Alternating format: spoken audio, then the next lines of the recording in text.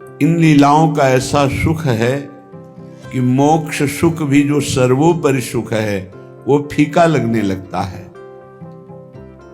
प्रिया प्रीतम की रूप माधुरी, लीला माधुरी, गुण माधुरी ये मोक्ष सुख को भी फीका कर देती है। अभी आप मोक्ष सुख का परिचय नहीं जानते क्योंकि अभी तो भोग से ही नहीं ऊपर उठे, विषयानंद से ही ऊपर नहीं उठे। अभी जगत के जो विषय आनंद हैं उसी में मन फंसा हुआ है। मोक्ष सुख तो अखंडानंद है, दिव्य ज्ञान आनंद है, जहां अचाह स्थिति है, कोई चाह नहीं। वो सुख भी लघु हो जाता है जब प्रिया प्रीतम की रूप माधुरी प्रकाशित होती है।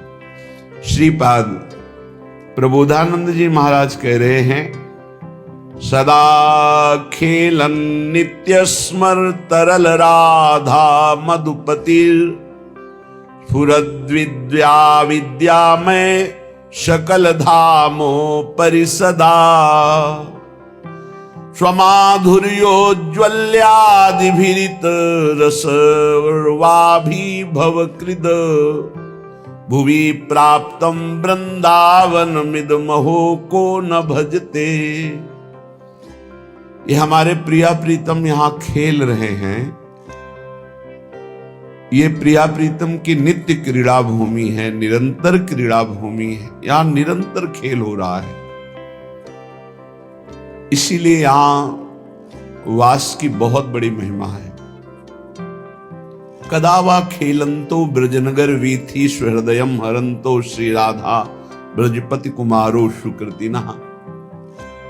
कभी ये खेलते खेलते दृष्टि पड़ी कि इसका जीवन वृंदावन का आश्रय, वृंदावन का वास अर्थात मेरे द्वार पर पड़ा है। तो इनकी करुणा दृष्टि पहुंच गई, वहीं से जीवत्व खत्म, अविद्या खत्म, वो दिव्य भावात्मक देह से युक्त होकर प्रियालाल की खेल में, क्रीड़ा में, लीला में वो सम्मिलित हो जाता है। सुकृतवान शब्द आया है। कदावा खेलंतो ब्रजनगर वीथी स्वहृदयम हरंतो श्री राधा ब्रजपति कुमारो सुकृतिना। क्या पुण्य की इतनी ताकत है कि मुझे प्रिया प्रीतम से मिला सकता है, जबकि शास्त्रों में शुभ को भी बंधन माना गया है। अशुभ बंधन लोहे की जंजीर और शुभ कर्म सोने की जंजीर, बंधा दोनों से है, तो बंधन का हेतु शुभ भी है। जब शुभ और अशुभ दोनों का नाश हो जाता है तब वो प्रियालाल की सेवा योग्य भावदेह को प्राप्त होता है। इसीलिए शरण निरापक पद रमित सकल अशुभ शुभ नंश देत सहज निश्चल भगति सुजय जय श्री हरिवंश। तो यहां कौन से सुकृत की बात कह रहे हैं? जिसने रसिकों का संग किया, ये सबसे बड़ा सुकृत। श्री हरिवंश सुधर्म दृढ़ अरु समझत निज रीति तिनको हों सेवक सदा सुमन क्रम वचन प्रतीति। मन क्रम वचन प्रतीति प्रीति दिन चरण पखारो। इनके चरण पखारने को मिले, इनकी जूठन खाने को मिले, इनके श्रीमुख से जो भगवत चर्चा है उसका अमृत की पान, अमृत की भांति हम पान करें, हमारी श्रवणेन्द्री कभी तृप्ति का ही अनुभव न करे। ये सुकृत प्रियालाल के प्रेमी जनों का चरणामृत, उच्छिष्टामृत, उनकी आज्ञा में रहना हो। दरस परस अगनाश बास निज संग करो दिन। उनके दर्शन मात्र से पाप का नाश, कहीं स्पर्श हो जाए, वास उनके समीप मिल जाए, कहीं उनका संभाषण सुनने को मिल जाए, ये महान सुकृत। सेवक जी महाराज जैसे कह रहे हैं कि श्री हरिवंश प्रसिद्ध धर्म समुझे ना अलप तप। हरिवंश धर्म को छोटी तपस्या वाला नहीं समझ सकता, बड़ी तपस्या चाहिए। तो बोले इसमें बड़े तप का आपका क्या प्रयोजन है कि बड़ा तप क्या हो सकता है? श्री हरिवंश प्रसिद्ध धर्म समुझे ना अलप तप, समुझो श्री हरिवंश कृपा। क्या? सेवो धर्मिन जप।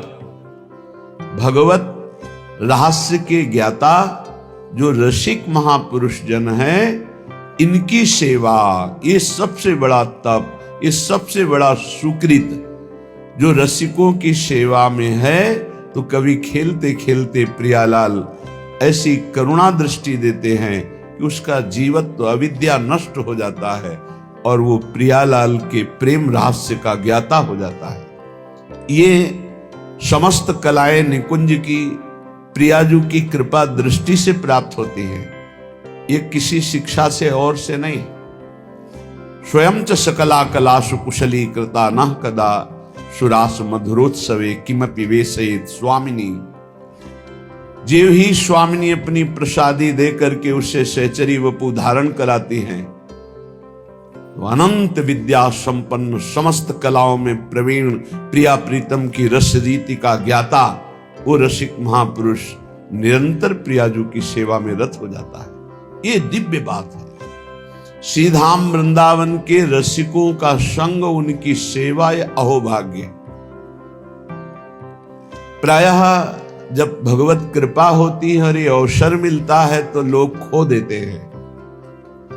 कभी सेवा बन गई तो वो अहंकार कर बैठते हैं, मैंने अमुक कार्य किया, मैंने अमुक किया, वो सब नष्ट हो जाता है। अपनी की हुई भागवतिक वृत्ति, तपस्या, साधना, दान, पुण्य कभी अपने मुख से उच्चारण नहीं करना चाहिए। दूसरा प्रशंसा करे तो कानों में अंगुली दे देनी चाहिए, नहीं सुनना चाहिए, नहीं सुकृत नष्ट हो जाते हैं। साधन का जो फल है वो आपको फिर नहीं प्राप्त होगा। प्रशंसा अपने मुख से करने से बचे और दूसरे के मुख से प्रशंसा सुनने से बचे। दूसरे की निंदा अपने मुख कर से करने से बचे और दूसरे के मुख से सुनने से बचे। अपनी निंदा आनंद पूर्वक सुने, अपनी निंदा करने वाले का सम्मान करे, अपनी प्रशंसा स्वयं ना करे, दूसरा जो अपनी प्रशंसा करे उसका सम्मान न करे।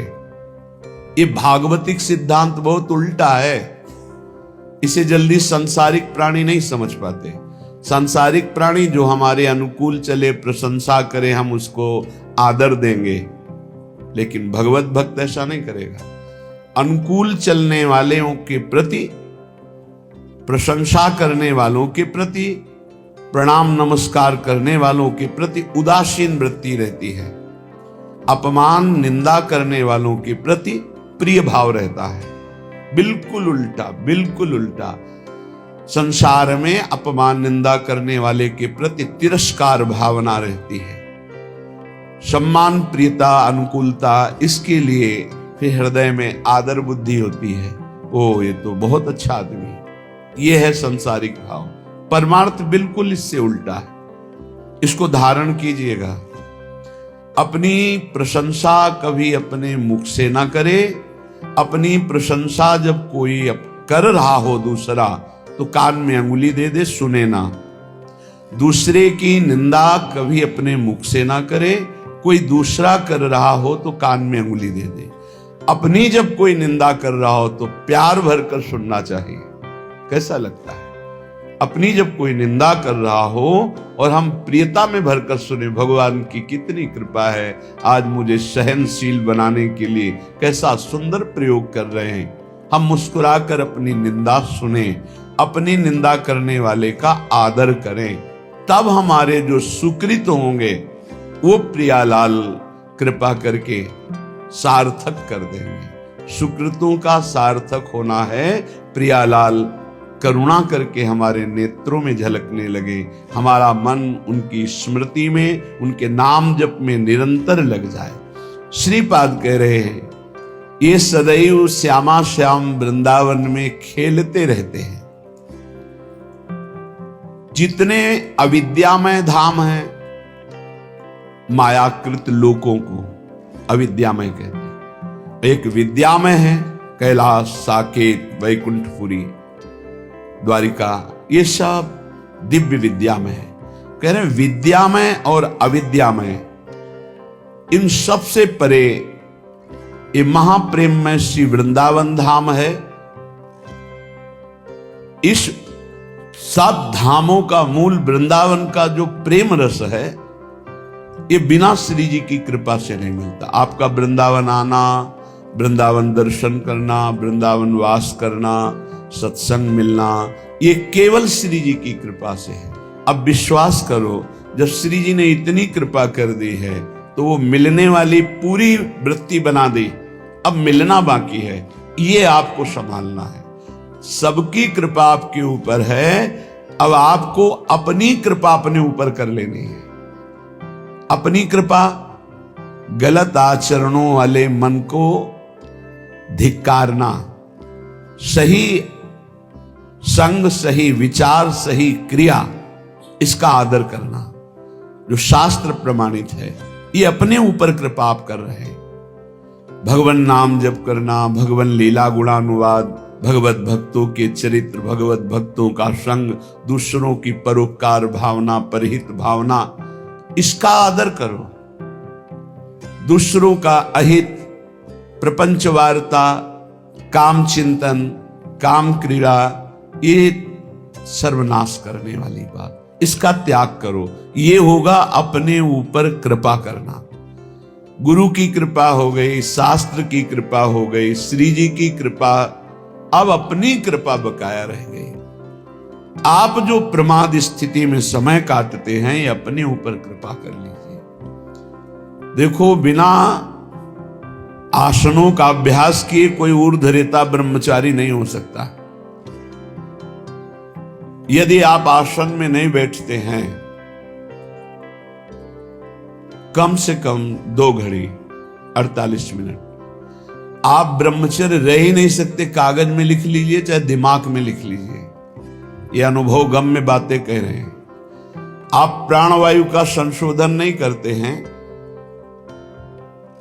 आप अंदर मंत्र नहीं चलाते हैं, आप ब्रह्मचर्य रह लें, असंभव बात है।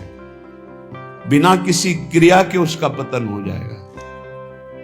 सिद्धासन ऊर्ध्वरेता ब्रह्मचारी जी के लिए अत्यंत आवश्यक है। आदर का पात्र वही है जो ऊर्ध्वरेता हो जाता है। अगर सिद्धासन में नहीं बैठे तो ऊर्ध्वरेता की गुंजाइश ही नहीं है। प्राण संशोधन नहीं है तो निरंतर मंत्र वृत्ति चला ही नहीं सकते, क्योंकि स्थूल प्राण है, मंत्र तो सूक्ष्म प्राण में निरंतर चलते हैं। हमारी प्रार्थना है, सेवा करो, 24 घंटे में 1 घंटा ही सही, पर जवान साधक को सिद्धासन और पद्मासन का अभ्यास करना चाहिए। जिस समय हम 24 मिनट क्रॉस करेंगे आसन में बैठकर, तो हमारे शरीर में भयंकर पीड़ा होगी, जांघों में, हर नस नाड़ी में। वह पीड़ा बड़ी अमृतमयी होती है, शरीर को निरोग कर देती है, चर्बी को भस्म कर देती है, वायु को शांत करके सूक्ष्म करती है। जो आसनों पर बैठने वाला है, ब्रह्मचारी है, प्राण संशोधन प्राणायाम के द्वारा करता है, बहुत सुंदर मंत्र चलता है निरंतर। जवान जवान साधक है, झुक के बैठना, दीवाल का आश्रय ले लेना, शरीर का रोग ग्रसित हो जाना, ये सूचना देते हैं कि आप ब्रह्मचर्य की हानि किए हैं, आपका आहार ठीक नहीं है, आपकी साधना ठीक नहीं।